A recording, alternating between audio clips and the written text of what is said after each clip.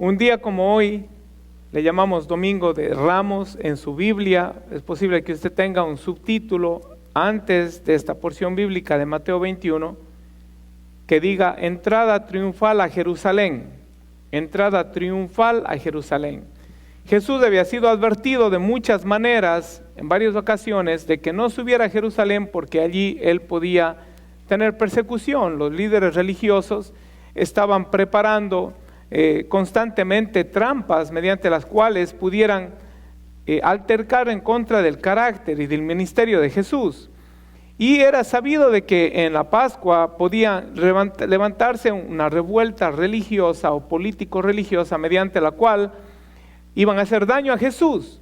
Pero la palabra dice que aún Jesús, sabiendo lo que le iba a pasar en Jerusalén, lo que le esperaba, le llamamos la Semana Mayor, los últimos 8 días de vida de Jesús en su ministerio terrenal. La Biblia dice que él fijó su rostro hacia Jerusalén y marchó hacia allá. En otras palabras, él sabía lo que iba, pero marchó hacia adelante sin temor. Y por el contrario, la Biblia dice que hubo un gozo puesto delante de él. En Hebreos nos dice, por el gozo puesto delante de él, sufrió la cruz. Él sabía lo que iba, sabía lo que le esperaba. Pero sin embargo fue con alegría, con voluntad de corazón, porque él sabía cuál iba a ser el resultado de su sacrificio. Y el resultado de su sacrificio son millones y millones de personas que hoy en día sirven al Señor, y entre ellos estamos usted y yo, amén. Somos el resultado de ese sacrificio glorioso. Pero aquí en este pasaje bíblico resalta, mi hermano, sobre todas las cosas, la realeza de Jesús. La realeza de Jesús. La exaltación del Rey Jesús o la gloria de Jesús se manifiesta, resalta, se da a conocer en este pasaje de la Biblia. Y mi hermano, si usted se pone a hacerse una figura gráfica mental de cómo fue ese día fue algo tremendo, algo maravilloso. La gente completa se había reunido y recibieron una revelación divina, o fueron testigos del cumplimiento de una más de las profecías de que Jesucristo, de que el Hijo del Rey, de que el Mesías iba a entrar en Jerusalén montado sobre un asno, sobre un pollino de asno. La Biblia dice en el último versículo, cuando él entró en Jerusalén, toda la ciudad se conmovió. Y la palabra conmover ahí es la misma palabra que se puede usar en griego para un terremoto. Quiere decir que la ciudad se estremeció, se sacudió. Era tanta la algarabía, tanta la emoción, porque el pueblo estaba clamando, nuestro rey ha llegado, nuestro rey ha llegado. Y ellos pudieron experimentar esta gloria, esta exaltación, la manifestación de la gloria de Jesús. Y mi hermano, ese mismo sentir debemos de estar experimentando usted y yo todos los días de nuestra vida. Usted y yo deberíamos de estar experimentando la exaltación o la Rey de Jesús todos los días de nuestra vida. Amén. ¿Verdad que sí? No solamente cuando viene a la iglesia, no solamente cuando es Semana Santa. Amén. Celebramos la Semana Santa, pero mire, este domingo no, es un domingo común y corriente. Pero que celebramos la entrada triunfal de Jesucristo hacia Jerusalén. Gloria sea a Dios. Millones de personas conocen acerca de Jesús. Muchos saben que Él es el Rey del universo, pero menos son los que están experimentando su gloria diariamente. ¿En cuál de esos grupos está usted? ¿Entre los millones, entre los muchos o entre los pocos que están experimentando su gloria alrededor del mundo? Dios quiera que usted esté experimentando su gloria el día de hoy. La pregunta que yo le haría hoy a ustedes, ¿qué tan real es Jesús en su vida? ¿Qué tan real es? ¿Qué tan real es? O usted puede decir, oh, Jesús se hizo real en mi vida cuando yo me convertí. Pero ¿qué tan real es Jesús en su vida el día de hoy? El día de hoy. ¿Y está usted experimentando su gloria en su diario caminar? ¿Lo está experimentando? La multitud pudo ver la gloria de Jesús, verle como el que venía en el nombre del Señor, verle como el Salvador. En ese glorioso día de entrada a Jerusalén, se cumplió la profecía. Jesús es el cumplimiento de las profecías. Jesús es el cumplimiento de las profecías. Para nosotros experimentar la gloria o la exaltación o una vida plena de comunión con Dios, con Jesús, tenemos que considerar lo que sucedió en ese día. Y lo primero que sucedió en ese día es que la gente reconoció que Él era el Mesías anunciado. La gente conocía lo que se había escrito de Él. Y no es que lo relacionó, sino que supo que Jesús era el cumplimiento de las profecías. Entonces, en primer lugar, tenemos que reconocerle como el Mesías anunciado. Ahora, en la comunidad, en la sociedad en la que nosotros vivimos, aunque cada día más esta sociedad se está volviendo un poquito más mística y más espiritual, entre comillas, porque hay unas cuantas corrientes de pseudo espiritualidad. Ahora, cada quien se inventa algo nuevo. Ahora hasta hay un grupo, hay una religión que practica o adora los UFOs. ¿Cómo se dice UFOs? Los ovnis. Los extraterrestres. Ajá. Ellos juran que ellos saben que hay vida en otro planeta y ellos ya no es más una simple creencia, ya es una sociedad, se ha convertido en un movimiento, se ha convertido ya en una secta. Pero nosotros creemos que Jesús es el Mesías anunciado. Creemos en el poder de la palabra de Dios. Creemos en la profecía bíblica. Usted le habla al mundo del día de hoy acerca de profecías y ellos piensan que profecía solamente se trata de decir el futuro. Y por eso hay personas que confunden lo sacro con lo secular, porque afuera hay un poco de personas charlatanes, hermano, que se pasan prediciendo el futuro, pero que de profetas no tienen nada. Amén. Si no puede alabarle, por lo menos trate. Hay que reconocerle como el Mesías anunciado. Versículo 4 dice: todo esto aconteció para que se cumpliese lo dicho por el profeta, cuando dijo: decida la hija de Sión, he aquí tu rey viene a ti manso y sentado sobre una asna, sobre un pollino, hijo de animal de carga. Mi hermano, la Biblia es la revelación de Dios, no contiene una revelación de Dios. La Biblia es la revelación de Dios. No solamente es la fuente de verdad, sino que la Biblia es la verdad. La Biblia es la revelación de Dios y la Biblia es la verdad. No es una verdad, no es un camino, es el camino. Jesucristo es el camino. Esta profecía se llevó a cabo en Zacarías 9:9. Usted puede leerlo. La Nueva Versión Internacional dice: alégrate mucho, hija de Sión, grita de alegría, hija de Jerusalén. Mira, tu rey viene hacia ti, justo, salvador y humilde, viene montado en un asno, en un pollino cría de asna.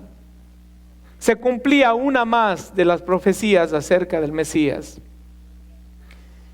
La Biblia nos dice en Gálatas 4:4: pero cuando vino el cumplimiento del tiempo, Dios envió a su Hijo. Jesús nació en el tiempo que Dios había predeterminado, el cumplimiento del tiempo. No fue una casualidad. En la mente de Dios estuvo la redención del hombre desde antes de su caída. Dice la Biblia: en el cumplimiento del tiempo, Dios envió a su Hijo. Escuche esto: Dios envió a su Hijo. A esto le va a parecer un poquito contradictorio, pero Dios tuvo un hijo antes de que nazca. Dios tuvo hijo antes de que naciera.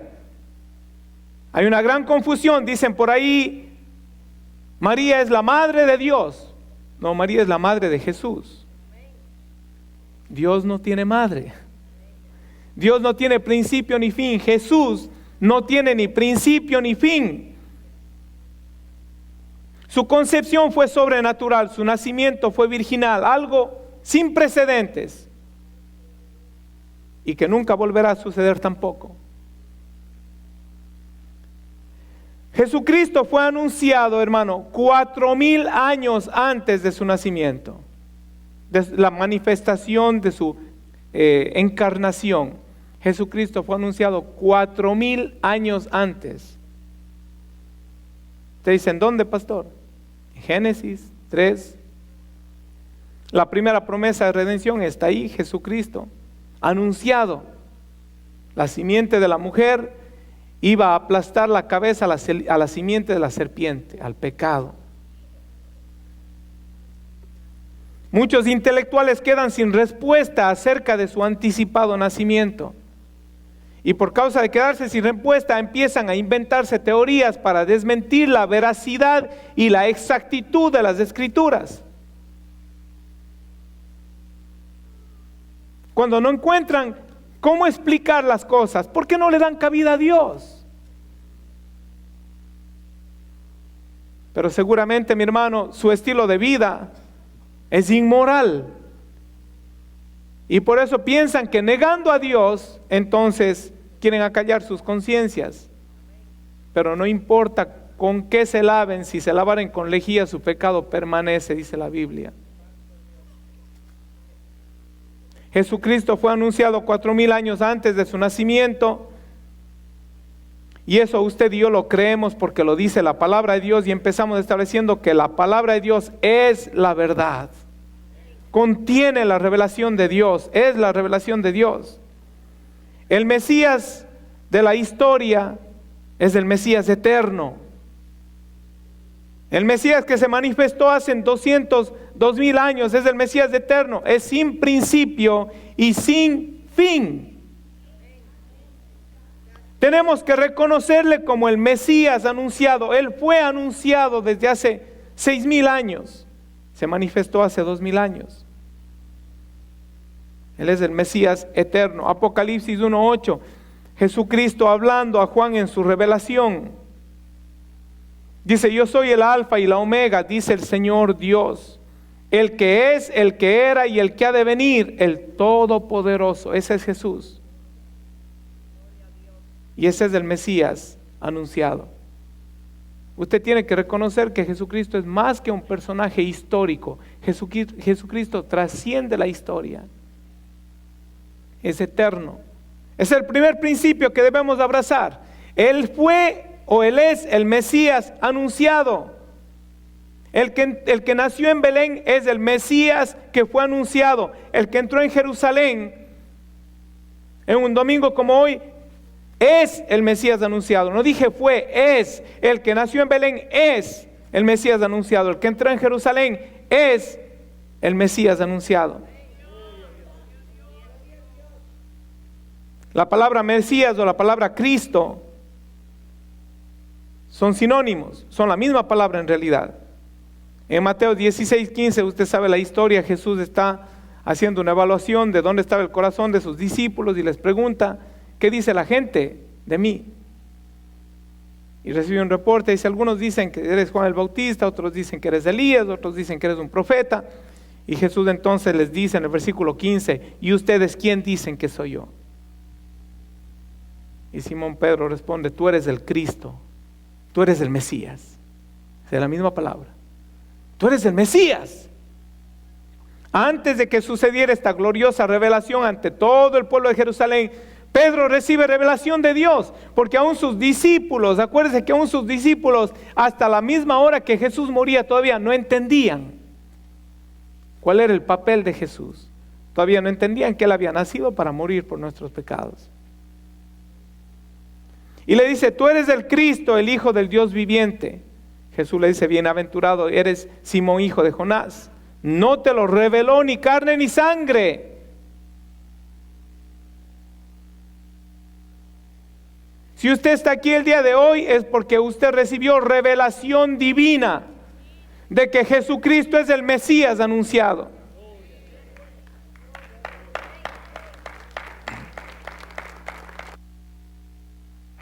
Dios quiera que usted no esté aquí porque alguien le convenció de algo.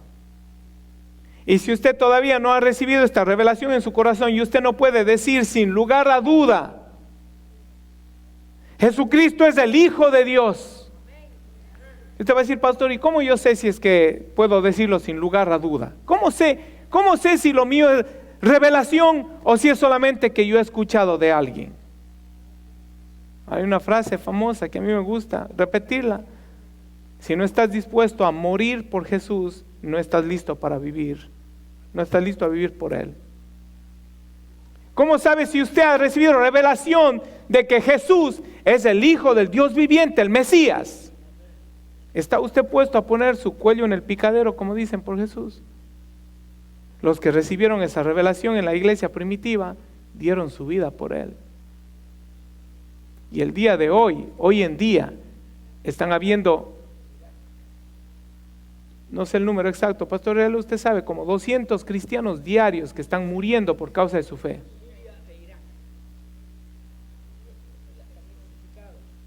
Les cortan la cabeza, les crucifican, les hacen todo tipo de... ¿Has recibido tú la revelación de que Cristo es el Hijo del Dios viviente? ¿Sabes tú de que Jesús es el Mesías anunciado? Esperado por 4,000 años, anunciado por 4,000 años. No es un ser común y corriente, no es un ser de la historia. No fue un líder político ni un líder religioso. Él es el Mesías. Aleluya. Jesús dijo, sobre esta roca edificaré mi iglesia, sobre esta confesión, sobre esta revelación. Reconocerle a Cristo como el Mesías, el eterno, el Hijo de Dios, es la base, es la piedra angular de la iglesia, mi hermano. Si esto no está anclado en su corazón, si en su corazón no está esta convicción profunda, Jesucristo es el Mesías. Dejó su trono de gloria y me vino a sacar de la escoria, dice un cantante.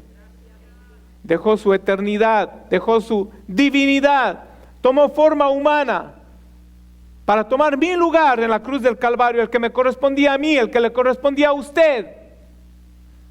Por eso es que Él es el Mesías, el Salvador, amén. Vino como el gran emancipador, el libertador, pero no de un yugo de opresión humano, sino de un yugo diabólico, el yugo del pecado.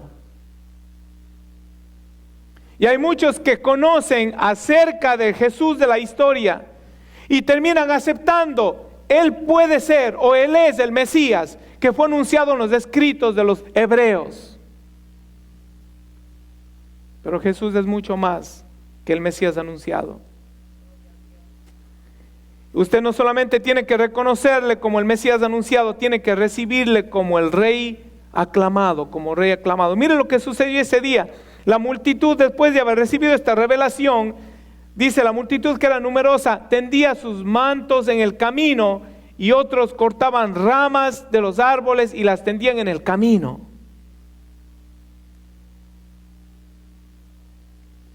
Le dieron una bienvenida sin precedentes. El día de hoy, lo que tipifica una bienvenida es la alfombra roja, ¿verdad? Pero la alfombra roja, usted puede pagar un precio y le tienden una alfombra roja y significa bienvenida. Pero aquí hubieron acciones trascendentales, mi hermano. Acciones que quedaron impresas en la palabra de Dios. Le reconocieron como el Mesías anunciado y le dieron el recibimiento adecuado, mi hermano. Porque de nada sirve decir, oh, yo creo que Jesús fue profetizado y nació y murió en la cruz del Calvario. Usted tiene que recibirle y honrarle como Rey. Estamos hablando de que si usted quiere ver la gloria manifestada, la exaltación del Rey Jesús, quiere vivirla en su vida diariamente, tiene que reconocer el Mesías anunciado, pero tiene que recibirle como un Rey aclamado.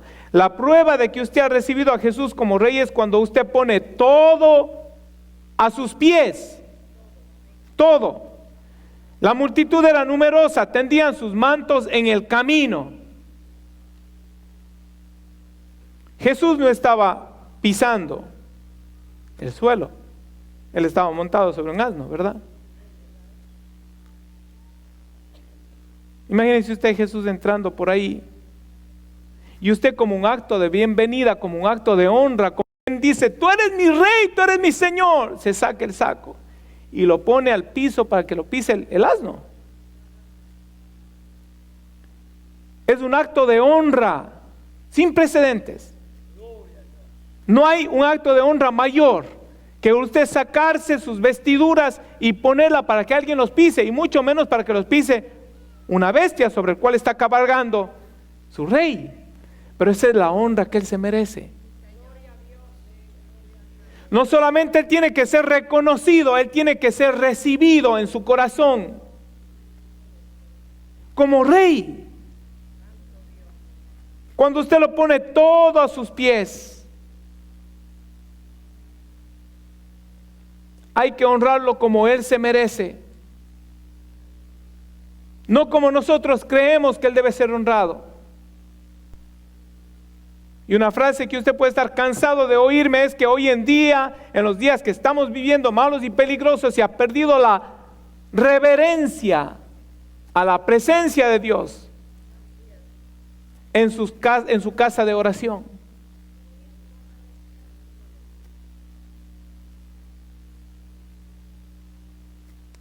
Un pastor decía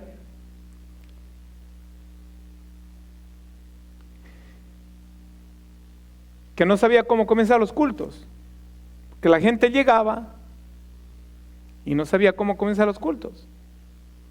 Un auditorio con 400 personas, 500 personas, a lo que cogía el micrófono y decía, hermanos, vamos, por favor, hagan silencio, hermanos, cállense allá, por favor, siéntense.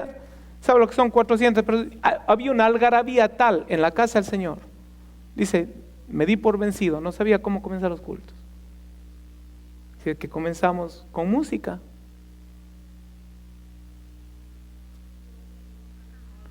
Pero no debería ser así, debería haber reverencia en la casa del Señor. Se me ha oído decir antes, lo voy a decir una vez más. Yo fui acostumbrado, y yo cruzaba por esas puertas, lo primero que hacía, buscaba un lugar donde doblar mis rodillas. Y muchas personas que eran columnas de la iglesia nos daban ejemplo. Cuando usted cruzaba por esa puerta había un silencio, un respeto. No solamente reverencia a la presencia de Dios, sino también respeto a los hermanos que están buscando la comunión con Dios.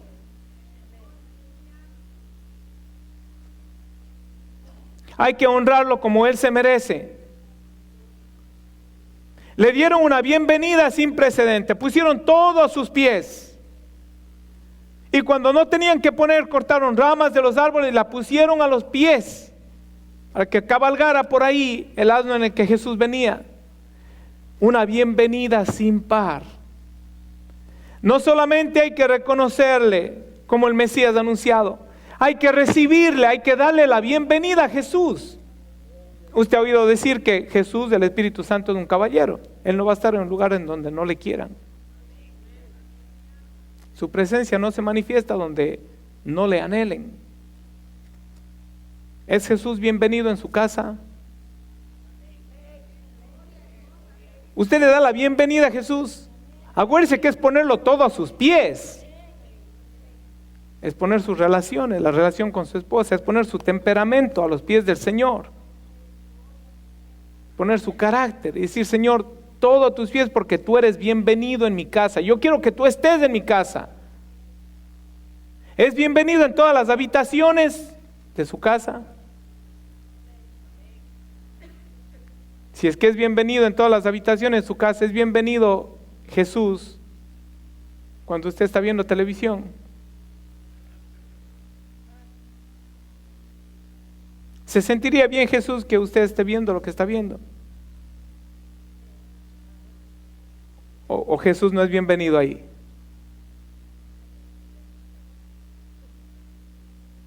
Yo no dije novelas, no, yo no he dicho nada, ¿no? Allá usted sabrá lo que ve. ¿Es Jesús bienvenido en su estudio? ¿Es Jesús bienvenido al lado suyo cuando usted está en el internet? No me mire serio, que la corriente que hay en el mundo, hermano, es una corriente podrida y usted sabe lo que hay allá afuera.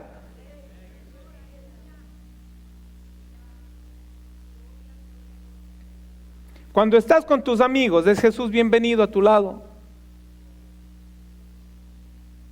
En las conversaciones que tú tienes, ¿es Jesús bienvenido? Señor Jesús, acompáñame, voy a tener conversaciones con mis amigos. Toma, me saco el saco, Señor, pisa aquí, voy a estar con mis amigos, voy a conversar con ellos.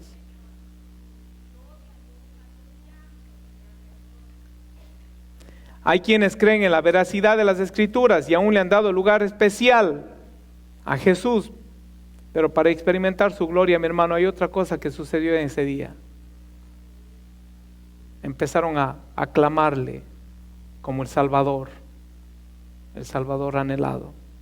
La gente que iba adelante y la que iba atrás aclamaba diciendo: Hosana al Hijo de David. Bendito el que viene en el nombre del Señor, Hosana en las alturas. La palabra Hosana es compuesta de dos palabras griegas, que la una quiere decir estar abierto, estar ancho, libre, estar seguro, liberar, socorrer, amparar, ayudar, conservar, defender, favorecer, guardador, guardar, libertador o librar. Y la segunda se puede traducir como te ruego o ahora. El hermano Viruet parece que vio mi bosquejo antes de hoy. Salva ahora. Salva ahora. Eso quiere decir Hosana. Salmo 118, versículo 25, el salmo es mesiánico y la gente sabía lo que estaba diciendo ese rato. Proclamaron una promesa, una profecía mesiánica. Oh Jehová, sálvanos ahora, te ruego, oh Jehová, que nos hagas prosperar ahora.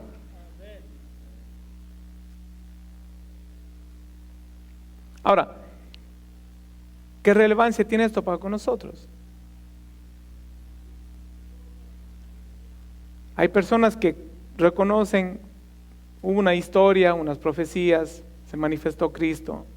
Amén, el Rey de los judíos. Bueno, vamos a decir que Jesús es Rey. Usted puede reconocerle como un Mesías, como un emancipador, como el ungido de Dios. Usted puede reconocerle como Rey, pero hasta que no le reconozca como Salvador, Él no va a poder salvarle. Él va a ser el Mesías, Él va a ser el Rey, pero Él tiene que ser su Salvador. Tiene que ser su socorro. El que lo ha proclamado Salvador de sus vidas, clama a Él en todo tiempo. Salva ahora.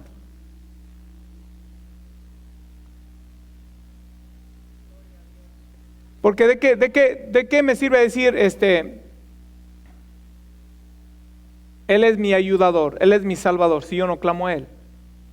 Pues simplemente no estoy confiando de que Él me puede salvar, de que Él me puede ayudar. O estoy creyendo de que hay ciertas cosas, ciertas situaciones de las cuales yo me apuro, no necesito la ayuda de Él. Y solamente cuando ya me encuentre en apuros bien serios, entonces voy a clamar a Él. Pero esto no es lo que Dios quiere. La Biblia nos manda que tenemos que amarle con todo nuestro corazón, con toda nuestra mente, con todo nuestro ser. Encomienda a Jehová tu camino y confía en Él y Él hará. No te apoyes en tu propia prudencia, dice la Biblia. En todos nuestros caminos tenemos que reconocerle al Señor. De lo contrario, no le hemos reconocido como el Salvador. Hay quienes les da vergüenza clamar a Jesús aún en las iglesias. Usted dice, ¿será cierto eso? Yo digo que sí. Yo digo que sí. Hay personas que, dígale que está a su lado, no lo está diciendo por ti. Hay personas que ni se arrodillan en la iglesia por vergüenza. No se arrodillan. Y cuando decimos, hermanos, vamos a levantar un clamor, pase al frente, queremos orar por su vida, levante sus manos, clame a Dios. No, hay quienes ¿cómo es que dicen en Puerto Rico? Han comido varilla. No se doblan por nada. Tan tiesos, no se doblan. El que lo ha reconocido como Salvador, hermano, no tiene vergüenza. ¿Por qué? Porque sabe que lo que somos por la gracia de Dios. Él es mi fortaleza, Él es mi ayuda. Y en todo momento yo voy a decir: Jehová salva, Señor sálvame ahora. El ahora es importante, ¿sabe? Él es el Dios eterno. Y el que le ha reconocido como Salvador, Él dice: sálvame ahora. Cuando se encuentra en tentación, no empieza a jugar con la tentación, no empieza a razonar con la tentación, no empieza a negociar con la tentación, sino dobla su rodilla y dice: Señor, sálvame ahora. El que le ha reconocido como Salvador. La casa de Dios, mi hermano, es casa de oración, es casa de clamor. Si no clamas al cielo, no habrá una respuesta divina. Si no clamas al Todopoderoso, no hay una respuesta divina. Ahora escucha, Dios no necesita verte humillado para socorrerte. No es que Dios quiera: arrodíllate a mí, clama ahora. No. Pero sí le digo una cosa. Cuando el diablo le oye clamar, él sale huyendo. ¿Y sabe por qué? Porque él sabe que la ayuda viene de camino. Clama a mí y yo te responderé, dice la palabra del Señor. Clama a mí y yo te responderé. Pero ¿quiénes son los que claman? Los que le han reconocido como el Salvador, como el oportuno socorro, como el pronto auxilio. Los que no tienen vergüenza de en todo momento decir: Señor, ayúdame, sálvame ahora. El mismo apóstol Pablo tenía una lucha tremenda con su propia naturaleza humana. Pero él aprendió que el poder de Dios se perfeccionaba en la debilidad de Pablo. Entonces Pablo decía: me gloriaré en mis debilidades. O sea, quiero hacer algo. Señor, sálvame ahora. Clamar al Salvador.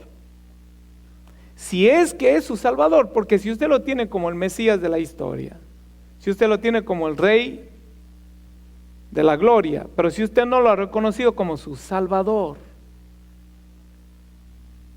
hay una diferencia.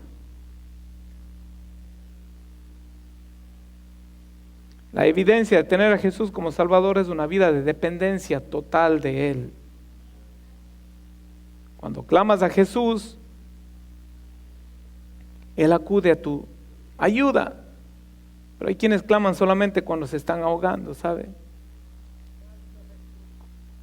La evidencia de tener a Jesús como tu Salvador es una vida de adoración y de exaltación. Vamos a ponernos de pies.